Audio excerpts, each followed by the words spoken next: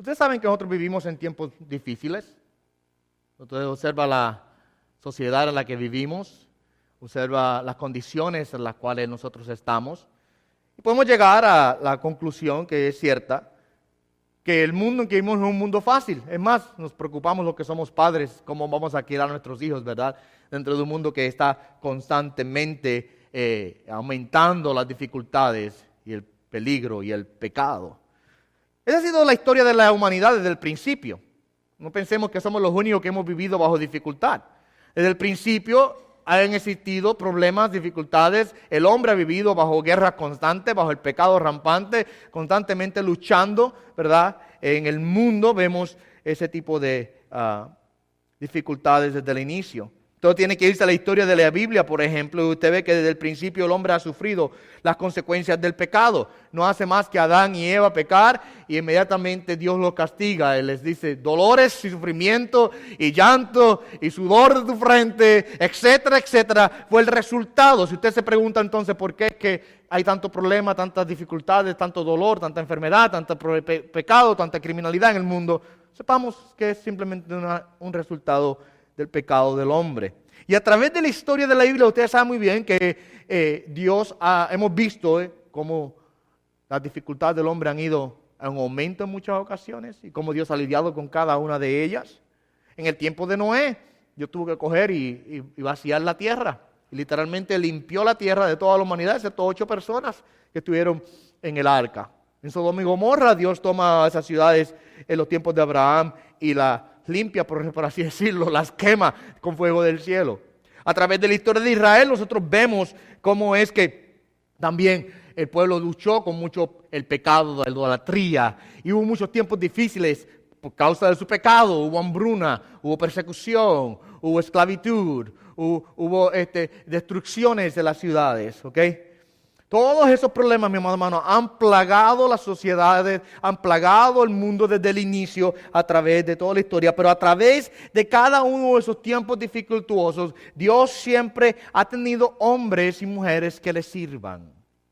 Dios siempre ha buscado personas que en medio del caos, que en medio de la dificultad, que en medio del dolor, del sufrimiento, del llanto, de la soledad, que en medio del pecado y de las consecuencias del mismo, Dios siempre ha tenido personas que le han servido. Dios ha llamado a personas a que literalmente se paren en el camino y le sirvan, para que sean portavoces del mensaje de Dios, para que sean representantes de Dios, aún en medio de esos tiempos difíciles. Si usted va al Antiguo Testamento, por ejemplo, y usted examina la vida de los profetas, ninguno de ellos tuvo un camino de color de rosa. Todos de ellos sirvieron a Dios con muchas dificultades. Es más, la mayor parte de los profetas del Antiguo Testamento, a la medida de nuestra, tuvieron muy poco éxito, porque la mayor parte de las personas rechazaban el mensaje de los profetas. Y nosotros pues diríamos eso. Fallaron, quizás diríamos. Sin embargo, sabemos que fueron exitosos porque cumplieron con la misión. Lo importante no es si la gente lo escucha, no. Lo importante es que sean fieles al mensaje que Dios le ha dado a predicar. Pero cada uno de esos profetas en el Antiguo Testamento sirvieron a Dios literalmente en tiempos dificultuosos, extremadamente dificultuosos. Muchos de ellos con persecución sobre sus vidas, con precios sobre sus cabezas. Los judíos, los israelitas literalmente mataron a la mayor parte de los profetas. Los mataron porque no les gustaba el mensaje que ellos predicaban. Y si usted se va al Nuevo Testamento, no cambia mucho la historia. Porque aún los apóstoles, si usted estudia la vida de ellos sirvieron en medio de una sociedad extremadamente pecaminosa y apartada de Dios y sufrieron grandes persecuciones por su servicio a Dios. ¿Ok? Grandes persecuciones. ¿Saben que todos los apóstoles fueron martirizados? Ellos literalmente pagaron con sus vidas. ¿Ustedes se recuerdan de Pedro, por ejemplo, en el capítulo número 21 de Juan? Jesucristo le dice a Pedro que cuando eras joven te ceñías tú mismo, pero ahora que ya eres viejo, otro te ha de ceñir. Y les está hablando que vendría literalmente sobre Pedro una persecución grandísima y que otro vendría ahora a ceñirlo. O sea, él sería crucificado, lo que estaba queriendo decir. Pedro murió así, Pedro murió crucificado. La historia dice que murió crucificado con la cabeza hacia abajo, porque él pidió que fuera así, que no era digno de ser crucificado de la misma manera que su Señor fue crucificado. Eso dice la historia de la iglesia. Cada uno de esos hombres sirvieron a Dios, mi amado hermano, bajo la amenaza de muerte, en tiempos brutales y difíciles. Digo todo esto porque cuando nosotros comparamos hoy día la sociedad en que nosotros vivimos, podemos llegar a la conclusión de que estamos viviendo tiempos extremadamente difíciles, pero no crean que nosotros somos los únicos que hemos vivido por tiempos difíciles. Es más, me atrevo a decir lo siguiente, que quizás nuestro tiempo ha sido mucho más fácil que la de muchos de nuestros hermanos a través de la historia de la iglesia y del pueblo de Dios. Mientras que nosotros tenemos la libertad de reunirnos y servir al Señor con libertad religiosa, en otros tiempos no era así. Y muchos de nuestros hermanos en Cristo pagaban con sus cabezas por adorar al Rey y Señor del universo. Y todavía hoy día tenemos situaciones así. Otros países, por ejemplo, en donde el cristianismo es prohibido. Y muchos de esos cristianos sufren gravemente por buscar ser fieles al Señor. ¿Okay? Ahora, ¿por qué te quiero hablar de esto esta mañana? Porque muchas veces nosotros caemos en el error de pensar que nuestro servicio a Dios debe ser fácil. De que el yo servir a Dios debe ser color de rosa. Y que cuando las cosas comienzan a ir mal, y que cuando los tornillos comienzan a apretarse un poco, pues quizás es que algo anda mal. Estoy mal, voy a dejar de servir al Señor porque las cosas se apretaron. Voy a dejar de ser fiel al Señor porque se me hizo difícil la cosa. Voy a dejar el llamado de Dios para mi vida porque hay dificultades en mi vida. Yo le pregunto a usted, ¿dónde en la Biblia dice que el servir al Señor va a ser algo fácil? Búsqueme usted un verso en la Biblia que diga que el servicio a Dios va a ser siempre color de rosa. Si usted lo encuentra, yo cierro mi Biblia en esta mañana y dejo de predicar.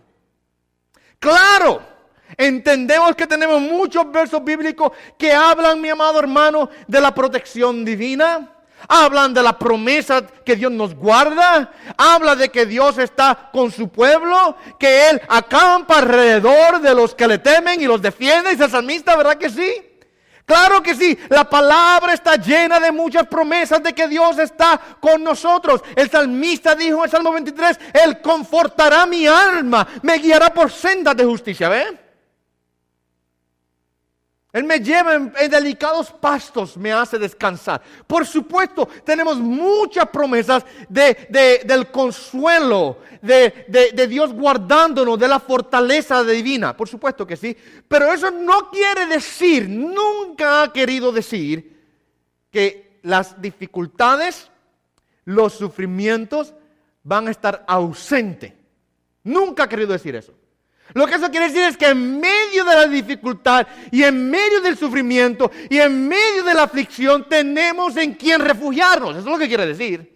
En medio de cada una de esas cosas que nos angustian el corazón, tenemos un Padre Celestial que nos da a nosotros el consuelo. ¿Ve? Es lo que quiere decir. Pero no quiere decir que estamos supuestos a estar librados de cualquier angustia. ¿Okay? No está supuesto a decir eso. Ahora, he decidido plantarme en Isaías capítulo 6 para hablar acerca de ese tema de servirle a Dios en tiempos difíciles. Porque en cierto modo Isaías es un ejemplo de lo que eso es. Si ustedes conocen Isaías fue un profeta de Dios que Dios lo llama a predicarle a un pueblo. Y ustedes pensarían quizás, si usted no ha leído nunca Isaías, si usted no conoce Isaías, dice, tremendo Isaías, tremendo hombre de Dios, tuvo un ministerio tan exitoso y la gente lo amaba en Isaías. Isaías es un hombre que la gente lo amaba. No, mi hermano, Isaías sirvió en medio de un pueblo rebelde, en medio de angustias y dolores. A Isaías le tocó predicarle al pueblo castigo por la rebeldía de ellos. Y el tiempo en el que Isaías vivía era un tiempo extremadamente difícil. Permítame ir a la Escritura, al libro de Isaías, y voy a ir al capítulo 5 primero para demostrarle a ustedes cómo es que Isaías vivía dentro de una sociedad, dentro de un pueblo extremadamente difícil, lleno de pecado, lleno de rebeldía, y ahí fue donde Dios lo llama a servir, ahí fue donde Dios lo llama a predicar. Y cuando nosotros vemos a Isaías y vemos la condición en la cual Dios lo llama, pero luego vemos el proceso por el cual Dios lo hace pasar, la experiencia que Dios le da a Isaías para prepararlo para el servicio, vemos, por así decirlo, un ejemplo de un hombre que fue llamado a servir a Dios en un tiempo extremadamente difícil, pero también vemos los requisitos necesarios para poder ser un siervo de Dios en medio de ese tiempo difícil. En el libro de Isaías capítulo 5, la palabra de Dios comienza trayendo una serie de condenaciones al pueblo de Israel. No voy a ir a leer el capítulo entero porque se me va la hora entera en explicarlo. Pero Isaías aquí nos graba una serie de ayes. Usted ve que hay un ay, en el verso número 8, por ejemplo. Mira, verso 8 conmigo. Ay, verso 11, ay, el verso 18, el verso 20 hace lo mismo. Ay, y usted dice, pastor, ¿pero qué es ese ay? Bueno, un ay es una declaración de juicio. En el lenguaje original es una declaración de maldición. En el inglés, me gusta cómo lo dice en inglés, wow. Wow, es una forma de declarar juicio y condenación.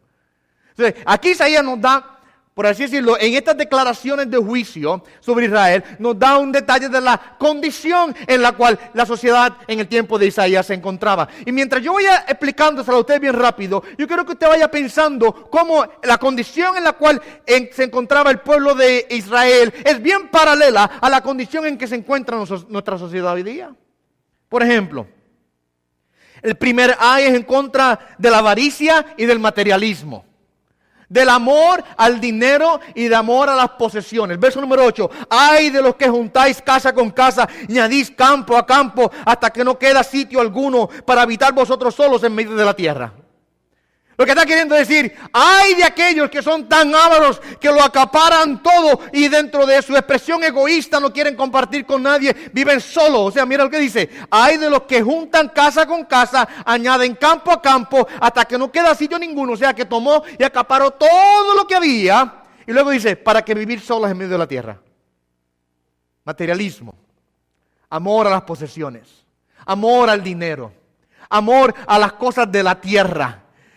Con avaricia, constantemente buscando acumular y acumular y acumular y acumular y acumular, porque aman tanto el dinero y las cosas materiales que eso es su Dios. Y el materialismo y la avaricia, el egoísmo, estaba literalmente controlando al pueblo de Israel y muchas personas estaban practicando tal cosa. Por eso es que Isaías le dice, ay de ustedes. O sea, maldición sobre ustedes que son ávaros y que aman el dinero. Usted sabe muy bien que la palabra no condena las posesiones, pero sí condena el amor a las posesiones. Dice la Escritura que es el amor al dinero la raíz de muchos males. ¿Ok? No el dinero. El dinero es amoral. ¿Qué quiere decir eso? Que el dinero no es malo ni es bueno. Cuando digo que algo es amoral, quiere decir que no tiene en sí mismo, no es ni malo ni bueno. Lo que se hace con el dinero es lo que determina si es malo o si es bueno. Y en ese caso, por eso es que la Escritura enseña que el amor al dinero, es la raíz de muchos males. No el dinero, es el amor al dinero. La avaricia estaba dominando el pueblo de Israel. Ahora, cuando usted compara la sociedad en que nosotros vivimos hoy día, no hay mucha diferencia. El materialismo, mi amado hermano, es uno de los ídolos más grandes que el hombre tiene en este tiempo. Siempre buscando poseer, para llenar un vacío en su corazón que eventualmente no lo puede llenar. Entre más adquiere, menos se llena. Buscando felicidad en cosas materiales que no pueden proveerla. Y quizás proveen un disfrute momentáneo, quizás de manera momentánea proveen un gozo, pero que eventualmente el vacío y la tristeza y la soledad que hay en su corazón, mi amado hermano, no se llena. ¿Usted sabe algo? Esto es muy interesante. El suicidio es más común en las sociedades afluentes que en las sociedades pobres. ¿Entienden eso? Las sociedades ricas, la tasa de suicidio es mucho más alta que la tasa de suicidio en las sociedades pobres y necesitadas. El pobre está contento con lo que tiene. Como no puede tener más y sabe que no lo puede tener, pues está contento. Está tranquilo.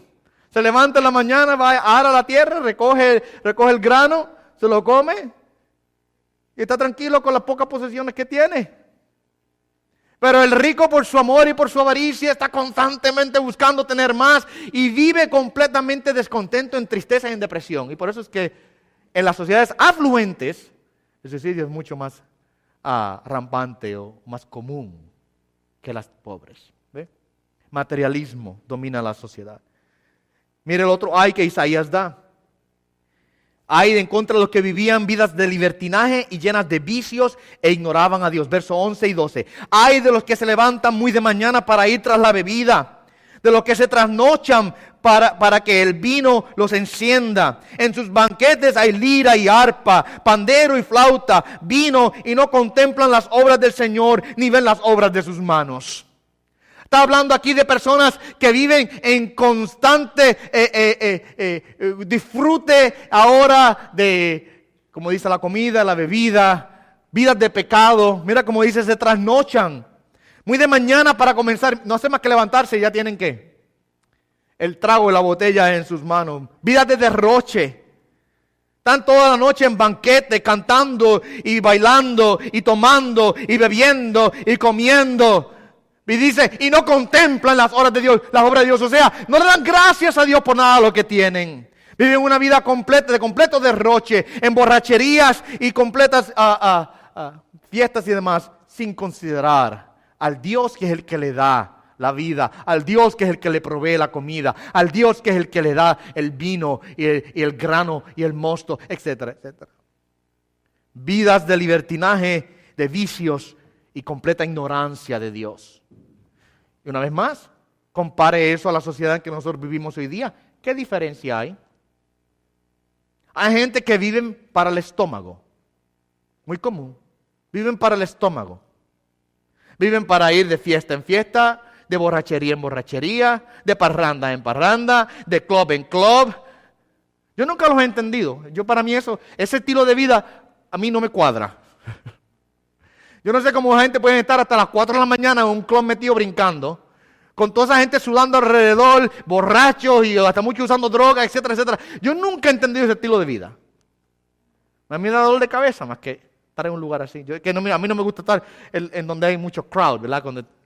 Prefiero grupos íntimos de personas, pero no ese estilo de vida. Compare lo que dice Isaías de su pueblo con nuestra sociedad hoy día. ¿No es el tiempo en que vivimos? Continuamos. Hay en contra de los que pecan abiertamente y celebran el pecado, promueven el pecado y se burlan del profeta de Dios. Mira lo que dice el verso 18 y 19. Hay de los que arrastran la iniquidad con cuerdas de falsedad y el pecado como con yudas de carreta. O sea, que vienen y cogen el pecado y lo van arrastrando por donde quiera que van. Es lo que quiere decir. Los que dicen que se dé prisa, que apresure su obra para que la veamos, que se acerque y venga el propósito del Santo Israel para que lo sepamos. Y note que la forma en que está hablando es una forma de burla en contra del mensajero. No es que quieren ver el propósito de Dios, sino que llevan su pecado por donde quiera que van y cuando el profeta habla lo que hacen es que se burlan de él. Compara eso ahora con la vida que nosotros vivimos hoy día en esta sociedad. Piense cómo en nuestra sociedad la gente arrastra su pecado por donde quiera que van y no solamente lo arrastran, sino que lo celebran, lo aplauden. Es una fiesta para la gente el pecado. Miren, nosotros vivimos en una sociedad, por ejemplo, en esta sociedad norteamericana hoy día, la agenda homosexual está literalmente, hermano, acaparando todo. Todo. Todo lo que toma, lo toca, lo mancha y lo domina. Yo estuve con mi hijo en Nueva York esta semana pasada, en un viaje de la escuela que fueron a ver una obra teatral allá en Broadway. Y donde quiera que yo me paré, donde quiera que anduve, había una bandera arcoíris o algo de color. ¿Sabe que el arcoíris es el simbolismo del homosexualismo? Aún en los restaurantes, usted ve todos los restaurantes, tiendas, donde quiera, todo era pintado de lo mismo. celebrando el pecado. Lo vamos a ver en la semana cuando regrese de mi viaje. Vamos a ver cuando regresemos a Romanos capítulo 1, en donde nos habla de que no solamente hacen el pecado, sino también que lo celebran. Celebran el pecado. ¿Sabes que nosotros vivimos hoy día? Celebran el pecado. ¿Ok? Miren el próximo ay que Isaías da. En contra de los que trastornan la moral, van bien pegaditas, trastornan la moral y confunden las distinciones morales. Mira el verso número 20 del capítulo 5. Hay de los que llaman al mal bien y al bien mal, que tienen las tinieblas por luz y la luz por tinieblas, que tienen lo amargo por dulce y lo dulce por amargo. ¿Lo nota ahí? A lo que es bueno le llaman malo, a lo que es malo lo llaman bueno. Eso ocurrió en el tiempo de Israel, en el tiempo de Isaías. ¿Sabe qué? Ocurre hoy también. Este es el tiempo que Dios nos ha llamado a servirle a Él. Un tiempo en donde la sociedad en que vivimos, a lo bueno le dicen malo, a lo malo le dicen bueno, y condenan a aquellos que predican la verdad de Dios. Dios nos ha llamado a servir en una sociedad, mi amado hermano, en donde eventualmente quizás seamos condenados por el mensaje que nosotros predicamos. Por la fe que nosotros tenemos, seremos literalmente excomulgados, por así decirlo, de nuestra sociedad. Cada día va en aumento esto. Y nosotros veremos esto. Y no se asuste si usted comienza a ver que en un futuro no muy lejano comienzan a condenarnos a nosotros aún más y más. Ya han tratado, siguen tratando. Han habido estados, miren esto, han habido estados ya en donde han tratado a través del sistema judicial de pedir a los pastores que entreguen las notas de sus sermones para revisarlos a ver qué es lo que ellos están predicando. Y ha habido gente que han peleado, hay gente en nuestra sociedad, cristianos que están en posiciones de poder, que Dios los ha puesto ahí, yo creo, para retener, por así decirlo, estas cosas. Y han logrado aguantar muchas de esas cosas, pero el intento está, el deseo está ya. La agenda está, la iniciativa está. Entre más poder van acumulando dentro de la sociedad, más van a tratar de acorralar a los creyentes en una esquina. ¿Okay? La sociedad no aguanta, no soporta la vida que nosotros llevamos, el mensaje que nosotros predicamos. Tratan de todas maneras de hacer algo para lograr acorralarnos en una esquina y, por así decirlo, o te sometes o te sometemos. Miren, déjame darle un ejemplo en nuestra sociedad hoy día. Usted conoce la cadena de sándwiches de comida de pollo, Chick-fil-A. ¿Usted ha escuchado de esa cadena? Chick-fil-A, a mí me encanta Chick-fil-A. Está ahí en North Haven, hay uno. ¿Sabe que los dueños de Chick-fil-A son cristianos? Y por eso es que ellos no abren los domingos. Domingo usted no puede ir a comer Chick-fil-A, ¿ok? Ellos cierran los domingos.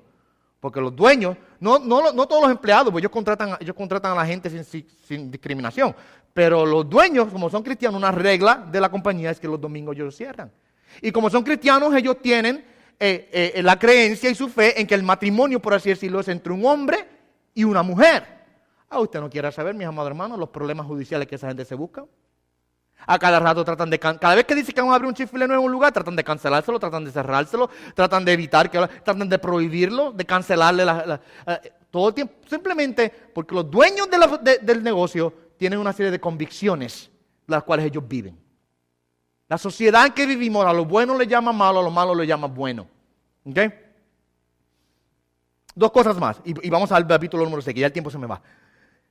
Contra la arrogancia, el verso 21, el orgullo. Ay de los sabios a sus propios ojos e inteligentes entre sí mismos. Esa es la arrogancia, el orgullo, el que se cree que sabe más que todo el mundo. Oye, y una vez más, vaya a la sociedad que vivimos hoy día. ¿No es eso lo que vivimos? La arrogancia, el orgullo literalmente acapara y cubre la sociedad nuestra. El próximo, el verso 22 y 23. Hay en contra de los que juzgan injustamente a favor de los impíos y en contra de los justos. Mira lo que dice. Hay de los héroes para beber vino y valientes para mezclar bebida, que justifican al impío por soborno y quitan al justo su derecho. Mira lo que dice. Que justifican al impío y quitan al justo su derecho. Eso pasaba en el tiempo de Isaías. ¿Y sabes qué? No se ve tan lejos, todavía pasa hoy en tiempo nuestro aún también. Y va a ir en aumento, no se sorprenda que no vaya eso en aumento. En donde ahora, porque usted tiene una convicción, te llevan a la corte y te cierran el negocio. Ya eso se ha dado. Ya se ha dado. El repostero que por ser creyente no quiso hacer un pastel para una boda de dos lesbianas, lo llevan a la corte y le hacen pagar una multa de $125,000 o $35,000, tiene que cerrar su negocio. Por no querer hacerle un pastel. Cuando hay quizás 50 otras pastelerías alrededor. Repostería que podía ir a buscarlo en otro lugar, pero no, tenía que ir a la del cristiano para obligarlo a que hiciera el pastel en contra de su creencia. Y él tiene el derecho de decir lo hago o no lo hago. Pero no, vamos a la corte ahora, vamos a quitarte el negocio, queremos aplastarte dentro del sistema judicial. Ay de los que ahora, justifican al impío y quitan al justo su derecho.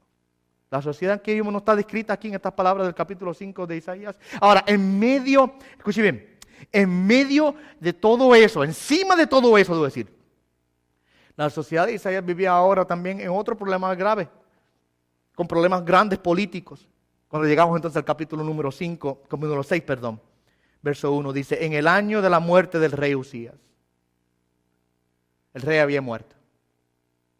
Y no murió de una manera sutil, fácil. Murió por castigo de Dios. El rey Usías fue un buen rey en sus inicios. Y se instituyó el culto al Señor. Comenzó muy temprano en edad, 16 años tenía el rey Usías cuando comenzó. Pero el éxito se le fue a la cabeza y se enorgulleció. Y buscó entonces hacer algo que no le correspondía hacer a él. Siendo rey, quiso ser el que ofreciera el incienso a Dios que solamente le correspondía a los sacerdotes hacer. Y buscó usurpar la posición sacerdotal en el pueblo. Porque se le fue a la cabeza ahora, se creía que era muy grande. Y Dios lo castigó. Lo castigó con una lepra grave, que vivió por el resto de sus días con lepra hasta que eventualmente murió. Si usted quiere leer la historia de Usías, puede ir al libro de Crónicas capítulo 26 y allí puede leer la historia de Usías. En el capítulo 26, versos 16 al 21, nos narra la historia específicamente y allí nos habla. El verso 21, mira lo que dice, y el rey Usías quedó leproso hasta el día de su muerte y habitó en una casa separada, ya que era leproso, porque fue excluido de la casa del Señor. Y su hijo Jotam estaba al frente de la casa del rey gobernando al pueblo de la tierra. Usías sufrió gravemente. Y en el año en que el rey Usías muere, tenemos una sociedad en un pecado gravísimo. Mire cómo de ahí en el capítulo 5 Isaías lo describe. Y encima de todo eso, en el capítulo número 6, verso 1, dice, en ese año que el rey Usías muere, en problemas políticos, con situaciones graves en la sociedad, Dios llama a Isaías a servirle. Dios no llamó a Isaías a servirle en un tiempo, por así decirlo, con un camino de color de rosa. No lo llamó a servir en un tiempo de paz. No lo llamó a servir cuando todas las cosas estaban bien en medio de la sociedad. Lo llamó a servir en un tiempo dificultuoso, contrario, en donde lo condenarían a él por ser fiel a Dios en el mensaje que Dios le dio a predicar en contra del pecado del pueblo. Ahí fue donde Dios lo llama a servir. Ahora, esa es la introducción. Te prometo que la segunda parte es más rápida. Ahora, ¿cómo yo puedo servir a Dios? Voy a tomar a Isaías como ejemplo. ¿Cómo puedo yo servir a Dios en tiempos tales como esos? O en tiempos tales en que nosotros vivimos hoy día. Vivimos un tiempo, mi hermano, en que nuestra fe será condenada.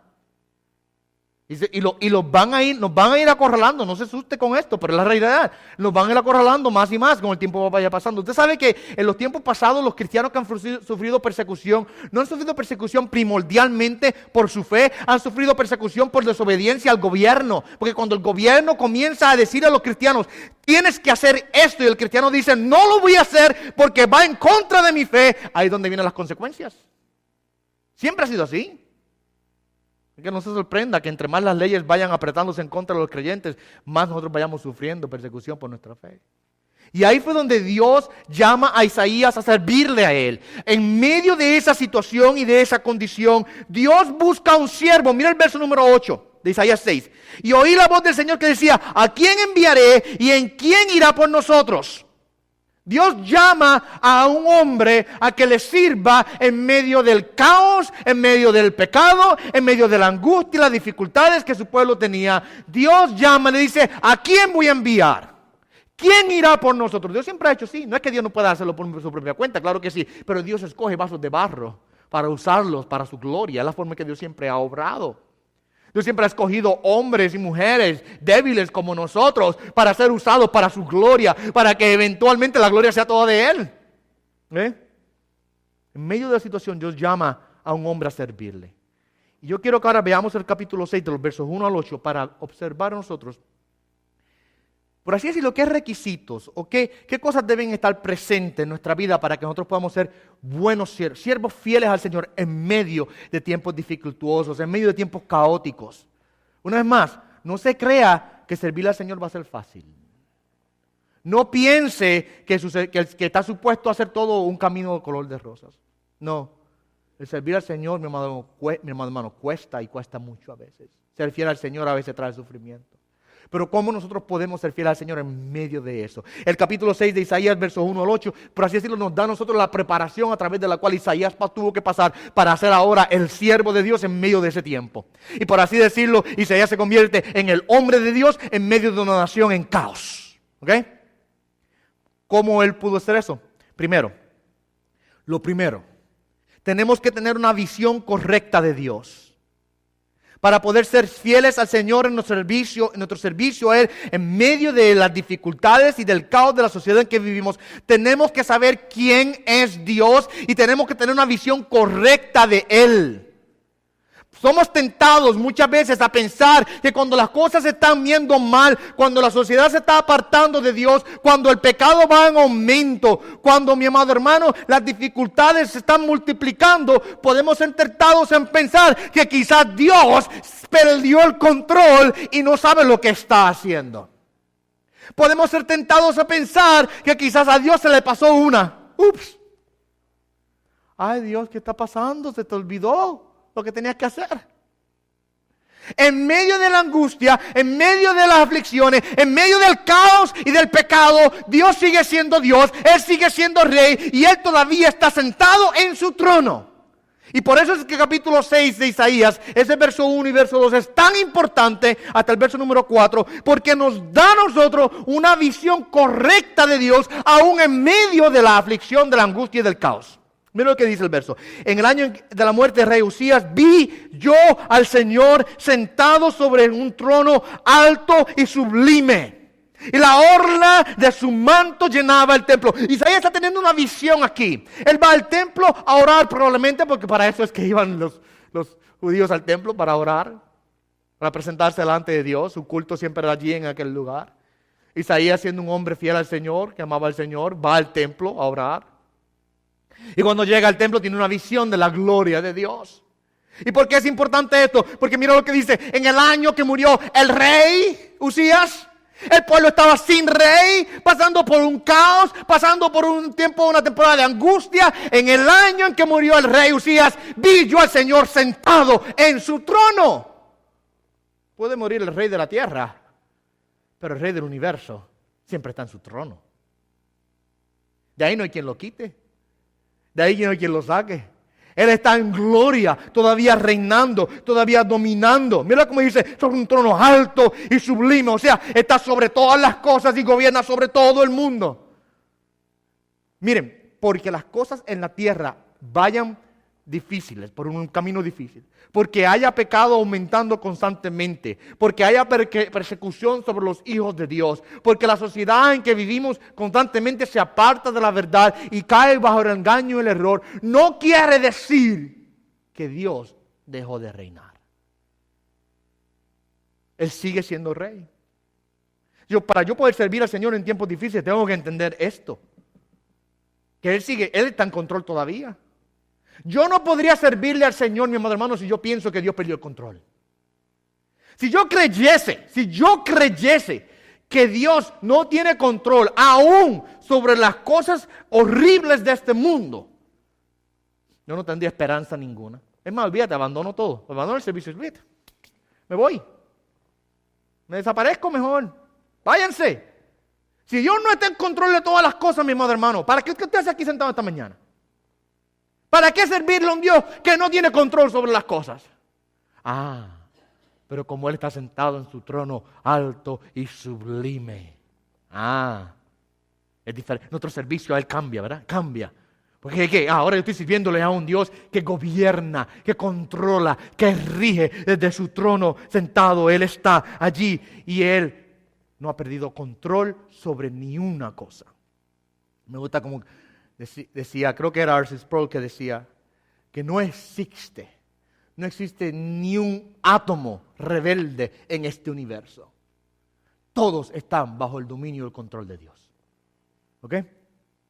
Así que Isaías ve a Dios sentado en el trono, su gloria manifestada, dice la orla de su manto, o sea, las faldas, dice en la versión del 60, dice Reina Valera 60, dice las faldas llenaban el templo. O sea, su vestimenta literalmente cubría todo, una manifestación de la gloria, un ejemplo de su gloria. O sea, que Dios estaba en aquel lugar y todo el lugar estaba lleno de su gloria, es lo que quiere decir. Y mira lo que dice, verso número 2. Y había unos serafines que volaban.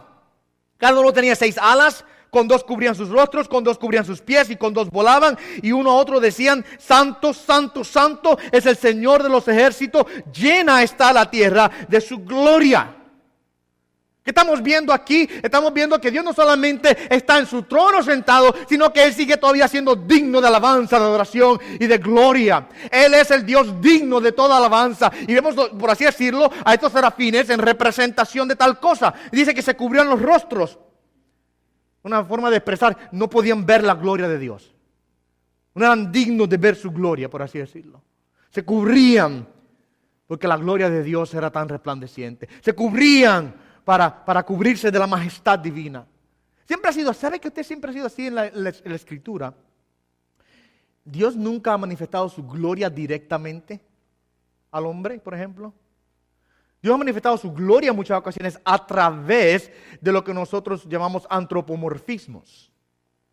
Por ejemplo, cuando allá en el monte estaba Moisés pastoreando las ovejas de su suegro Jetro, y dice que él vio una zarza que ardía, pero que no se consumía. Y eso lo confundió porque una zarza que arde, o sea que estaba quemándose en fuego. Una zarza es un arbusto, quemándose en fuego, pero no se quemaba. Lo que quiere decir, estaba ardiendo el fuego, pero que no se consumía. ¿Sabe que usted prende fuego a algo y inmediatamente comienza a tornarse negro? El fuego lo quema y lo consume. Pero esta zarza estaba encendida en fuego, pero dice, no se consumía. ¿Okay? Eso le llamó la atención. Una manifestación de la gloria de Dios a través de algo natural. Y Dios se manifestó en el pueblo de Israel en muchas otras ocasiones. Una columna de nube, una columna de fuego, etcétera, etcétera. El más cercano que estuvo fue Moisés mismo. Que mientras estaba en el monte con el Señor y Dios le hablaba a él dándole la ley. Dice que Dios tomó a Moisés y lo escondió en la grieta de la roca. Y le dice, pasaré delante de ti y cuando yo pase solamente verás mis espaldas porque nadie me ha visto y ha vivido. ¿Ve? Siempre de manera indirecta, siempre de manera encubierta, la gloria de Dios se manifiesta porque es demasiado grande para nosotros poderla soportar. ¿Okay? Y los ángeles, los serafines se cubrían el rostro de esa manera, dando a entender que la gloria de Dios es algo tan grande que hay que cubrirnos de ella. Se cubrían los pies en una forma de humildad, humillándose delante de Dios y con las otras 2 alas volaban. Y mira lo que dice el verso número 4. Y cuando vio esto Isaías, los cimientos de los umbrales, o sea, el lugar comenzó a temblar a la voz del que clamaba y la casa se llenó de humo. O sea, la gloria de Dios tomó el lugar completo. Y cuando Dios hablaba, o sea, la voz del que clamaba está hablando de Dios. Cuando Dios hablaba, el lugar temblaba. ¿Por qué esto es importante? Es importante porque nosotros esperaremos tener una manifestación como Isaías la tuvo hoy día. No espere que esto pase, ¿ok? Mucha gente quiere que esto pase y esperan que Dios llegue a la iglesia y verlo. No busque, porque ¿sabe por qué? Ya Dios no hace estas cosas. Ya Dios no las hace porque ya Dios ha dado la máxima revelación de sí mismo en el Hijo. En los tiempos pasados, dice el libro de Hebreos, Dios nos habló a los padres por medio de los profetas de muchas maneras y de muchas formas, pero hoy nos ha hablado a través del Hijo. La realidad es que Dios sí en el pasado habló a los profetas de muchas maneras y esta es una de ellas. Pero hoy nos habla a través de Jesucristo. Cristo es la manifestación máxima de la gloria de Dios al hombre, la revelación más clara que el hombre puede tener, porque Él es la imagen del Dios invisible. Si usted quiere escuchar a Dios, usted tiene que conocer a Cristo. Si usted conoce a Cristo, usted está viendo la gloria de Dios, ¿ve? Ahora, Aunque yo no voy a esperar una experiencia, no debo esperar una experiencia como la que Isaías tuvo. Lo que la experiencia revela debe estar presente en mi vida constantemente. ¿Qué quiere decir eso? Que yo debo entender, uno, que Dios está en control. Él está en su trono. Debo entender, mi amado hermano, que Él es digno de alabanza y de adoración, porque Él es santo, santo, santo, como dicen los serafines. Y siempre me encanta cuando la Biblia habla de la santidad de Dios, porque siempre lo da en una triada. Santo, santo, santo, como para hacer un énfasis grande en la santidad de Dios. ¿Okay? Su gloria todavía, mi amado hermano, no ha disminuido y no disminuirá. Es lo que quiere decir el texto. El lugar temblaba a la gloria de Dios. Ese es el Dios que le servimos. Y cuando Él habla, la tierra tiembla. ¿Ya? Aunque yo no espero una experiencia como esa, debo entender que Dios está en su trono, digno de alabanza, Él es santo y su gloria nunca disminuye. Ahora, una vez más, para yo servir a Dios en tiempos difíciles tengo que, por un lado, ver a Dios por quién es Él, tener una visión clara de quién es Dios, y tengo que entender quién soy yo, al otro lado. Tengo que entender quién soy yo. Tener una visión clara de quién soy yo. Y es lo que pasa con Isaías cuando ve la gloria de Dios. En el verso número 5, Isaías reconoce su condición. Él se ve por quién es Él. Verso 5 dice, entonces dije, ¡ay de mí! ¿Se acuerda ahorita que le dije que la palabra ay es una maldición? Y en el capítulo 5 él dijo, ¡ay de los ávaros! ¡Ay de los pecadores! ¡Ay de aquellos! ¿Se acuerdan? De todos ellos. Ahora Isaías dice eso de sí mismo. ¡Ay de mí! Perdido estoy. La traducción más directa del hebreo podría decir, me deshago, me desvanezco, me desintegro, me muero, por así decirlo. Me destruyo. ¿Por qué? ¿Por qué? Porque vio la gloria del Dios, juez, creador, sustentador de todas las cosas, del santo, santo, santo. Él vio su gloria. Mira lo que dice, ay de mí, perdido estoy, pues soy hombre de labios inmundos y en medio de un pueblo de labios inmundos habito, porque han visto mis ojos al Rey, al Señor de los ejércitos. O sea, él vio la gloria de Dios y lo primero que le viene a su mente es su condición. A la luz de la gloria de Dios tengo que aprender quién soy yo. Yo quiero ser un siervo de Dios eficaz en el llamado de Dios a mi vida. Yo quiero poder serle fiel a Dios en cada una de las facetas de mi vida. Y en donde Dios me ha llamado a servirle, tengo que, uno, ver a Dios por quién es Él. Y dos, tengo que verme a mí por quién soy. Yo soy un pecador, Señor. Porque es la única manera de yo poder. La única forma de yo poder servirle al Señor con humildad es yo saber quién soy yo. E Isaías tiene esa experiencia. Cuando él ve la gloria de Dios, lo primero que él ve es su pecaminosidad. Mira cómo dice, soy un hombre de labios inmundos. Es interesante esto. Que quizás lo mejor que Isaías tenía era su boca, él era profeta. ¿Qué hace el profeta? Le habla al pueblo. Así que la boca de Isaías, por así decirlo, quizás era el mejor instrumento que Isaías tenía para el uso del Señor. Porque era el llamado de él a hablarle al pueblo. Pero lo mejor que él podía tener, dice Isaías, aún lo mejor de mí es inmundo. Soy un hombre de labios inmundo, en medio de un pueblo de labios inmundo. Él se vio por quién es Él. ¿Usted sabe que esta ha sido la reacción constante de todos los hombres de Dios a través de la historia que han tenido experiencias en la Biblia, que han tenido experiencias con Dios cercanas así? Lo primero que ellos notan es su condición. Su condición, en el Antiguo Testamento es constante. Cada vez que una persona tenía una experiencia con Dios, lo primero que decía, ay, Dios mío, me voy a morir porque he visto a Dios. Que la gloria de Dios es tal que provoca que el hombre quede en desesperación y angustia y vea su condición pecaminosa. Mire, déjeme darle un ejemplo del Nuevo Testamento, de una experiencia similar. En el capítulo 5 de Lucas, no voy a leerlo completo porque el tiempo ya se me acabó, pero el capítulo 5 de Lucas, usted ve allí una historia cuando Jesucristo está llamando a los discípulos para llevarlos al ministerio. Y estaban ellos en aquel lugar y habían unas barcas a la orilla. Y él se subió a una de las barcas y le dijo a Simón, a Pedro, que se fuera adentro del mar, entrar adentro. Y allí comenzó a enseñarles desde la barca, desde las multitudes en aquel lugar. Y cuando terminó de hablarle a las multitudes, se apartó a una parte más profunda y les dijo a ellos que echaran las redes para pescar. Y Pedro le dice al Señor, en el verso 5, Maestro, hemos tratado toda la noche. Hemos estado trabajando toda la noche y no hemos pescado nada. Pero porque tú me dices que las eche, las voy a echar. O sea, Pedro le dice, Señor, llevamos toda la noche pescando y ni un camaroncito ha salido de ellos, ¿ok?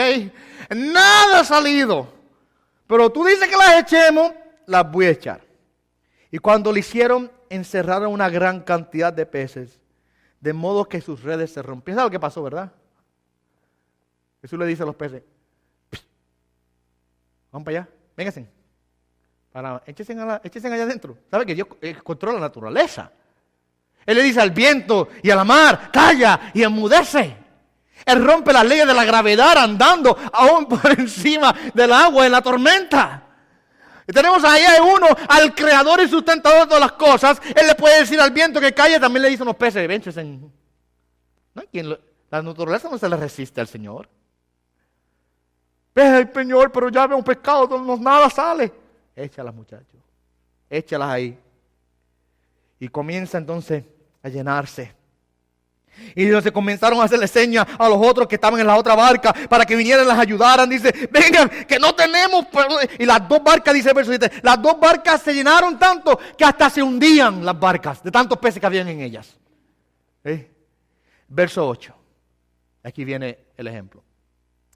Al ver esto, Simón Pedro cayó a los pies de Jesús, diciendo, apártate de mí, Señor, pues soy hombre pecador. ¿Te lo ve? Él acaba de ver la gloria de Cristo manifestada a través de un milagro tan sencillo como puede ser unos peces, pero tan gloriosa la realidad de que Cristo controla aún la naturaleza. Y cuando Él ve la gloria del Hijo de Dios manifestada de tal manera, lo próximo que Él nota es su condición.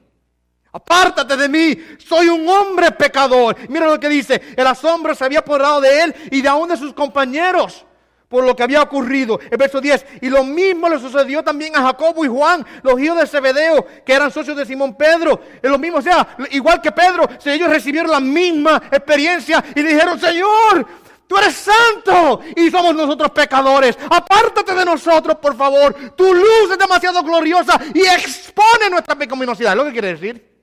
No soportamos estar delante de tu presencia, Señor. ¿Ve? A mí siempre me ha dado risa con un predicador que decía que cuando él se levantaba por las mañanas a afeitarse la barba, el Señor se le paraba al lado y comenzaba a hablar con él. Y que mientras él se afeitaba, el Señor le hablaba. Y yo siempre me he dicho, ¿qué pasaría? Porque si fuera yo me caía muerto al piso. O me cortaba todo, llegaba a la iglesia todo cortado en la mañana sin poder afeitarme bien. Con llagas por todos lados. Muy casual la cosa. El Señor se me para al lado y tengo conversaciones que el Señor me afeito. ¿Qué forma de disminuir la gloria de Cristo? No, el que tiene la experiencia con la gloria de Dios, mi amado hermano, se desvanece. Le pasó lo mismo a Juan. Cuando el libro de Apocalipsis es llevado delante de la gloria de Cristo y el Cristo resucitado se para delante de él y le habla, le hace el capítulo 1 de Apocalipsis y Juan ve la gloria del Cristo resucitado y dice, y cuando la vi caí como muerto. No soportó la gloria del Señor. Cuando el hombre ve la gloria de Dios, ve su condición y la acepta. Isaías le dice, soy un hombre de labio inmundo. Pedro dice, Señor, apártate, tú eres Señor y yo soy un hombre pecador. Pero mira qué interesante, Jesucristo le dice a ellos, no temas, desde ahora serás pescador de hombres. Pedro, sí, yo sé que tú eres pecador, pero te estoy separando para que me sirvas y te estoy preparando para el ministerio y ya no vas a ser pescador de peces, vas a ser pescador de hombres. Tengo un llamado para tu vida, ¿ves? No te preocupes. Yo sé que eres pecador, Pedro, yo lo sé, pero te estoy purificando para mi servicio. Y ahora, para ir concluyendo, es lo mismo que le hizo Isaías. Isaías vio la gloria de Dios, vio su condición pecaminosa, ¿y qué es lo que procede? Procede ahora que Dios lo purifica y lo llama al ministerio, lo llama al servicio. Los últimos 2 puntos son, número 1, tenemos que aprender a depender de la gracia de Dios, verso 6 y número 7. Dice que uno de los serafines voló a mí y tomó un carbón encendido en su mano que estaba en el altar. Fue al altar. Acuérdense que en el templo había siempre el altar en donde siempre estaba ardiendo el fuego. Y dice que el ángel fue y tomó un carbón encendido del altar. Y miren lo que dice. Y vino y tocó con el carbón mi boca. Y no se quemó, no, acuérdense que estamos teniendo una manifestación gloriosa aquí. Tocó mi boca. Y mira lo que dice. He aquí, esto ha tocado tus labios y es quitada tu iniquidad y perdonado tu pecado. O sea, él fue purificado. Por supuesto, no estamos diciendo que el carbón tiene el poder de purificar, pero es un simbolismo del hecho de que Dios lavó, perdonó y purificó la iniquidad de Isaías. ¿Ven? De esta misma manera nosotros, para servir a Dios en medio de tiempos difíciles, tenemos que entender que necesitamos de su gracia. No soy yo el que me lavo, no soy yo el que me purifico, no soy yo el que logro alcanzar el nivel, el estatus, no soy yo el que me hago siervo, no soy yo el que me hago, me pongo en la posición, no soy yo, es Dios el que tiene que purificar y lavarnos, mis amados hermanos, porque solamente cuando Dios nos purifica, cuando solamente Dios nos lava, es cuando podemos realmente servirle a Él. De la misma manera con Pedro, no temas Pedro, ahora serás pecador de hombre. O sea, Pedro, yo te estoy purificando y te estoy llamando, ¿eh? Isaías tuvo la experiencia en que el serafín tocó los labios de él en un simbolismo de purificación. De purificación. Tenemos que depender de la gracia de Dios. No es nuestros esfuerzos, no es nuestras fuerzas, no es nuestra santidad propia, no es nuestra justicia propia, es la de Cristo. Es la gracia de Dios. ¿Okay? Y lo último, tenemos que aprender a escuchar y a responder al llamado de Dios. En el verso número 8, Dios dice, ahí Isaías dice, y oí la voz del Señor que decía, ¿a quién enviaré? ¿Y quién irá por nosotros? Y dice Isaías, entonces respondí, heme aquí, envíame aquí. Heme aquí, envíame a mí. Se puso a la disposición del Señor. Mi amado hermano, vivimos en tiempos difíciles. El servicio de Dios no va a ser fácil. Entre más queramos ser fieles al Señor, más se enciende fuego a veces. Entre más queramos dedicarnos a Él, más se apretan a veces los tornillos. Nunca se ha dicho que el servicio de Dios va a ser fácil. Pero si aprendemos a ver a Dios por quién es Él. Dios sentado en el trono, gobernando sobre todas las cosas. Si aprendemos a vernos por quiénes somos nosotros, somos como la flor del campo que hoy está, mañana no. Si aprendemos a ver y humillarnos delante de ese Dios glorioso y aceptamos su gracia para nuestras vidas, en purificarnos y lavarnos y prepararnos, entonces podemos responder y decir, Señor, ¿sabe qué? Aquí estoy. Úsame como a ti te plazca. Aquí estoy. Envíame a mí. Aquí estoy en tus manos. Si te place usarme para tu gloria, hazlo de esa manera, para tu gloria. Solamente de esa manera podemos servir al Señor. Pongámonos a la disposición del Señor, mi amado hermano, y entreguémonos a Él totalmente.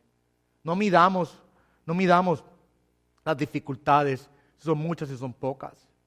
Tampoco comencemos ahora a justificar nuestro servicio al Señor porque quizás no es lo que nosotros queremos.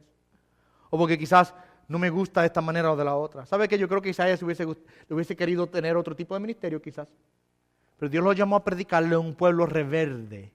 Dios le llamó a enseñarle a un pueblo que no escuchaba y que mataba a los profetas. Ahí fue donde Dios lo llamó. Quizás si fuéramos nosotros le diríamos, Señor, no, Señor, dame algo más facilito, algo más bueno. No quiero romperme mucho las espaldas, Señor. Quiero que las cosas me vayan bien. No, donde el Señor me llame, ahí le sirvo. Aunque sea difícil. Porque dependo de Él. ¿Cuántos pueden decir amén a estas verdades? Amén.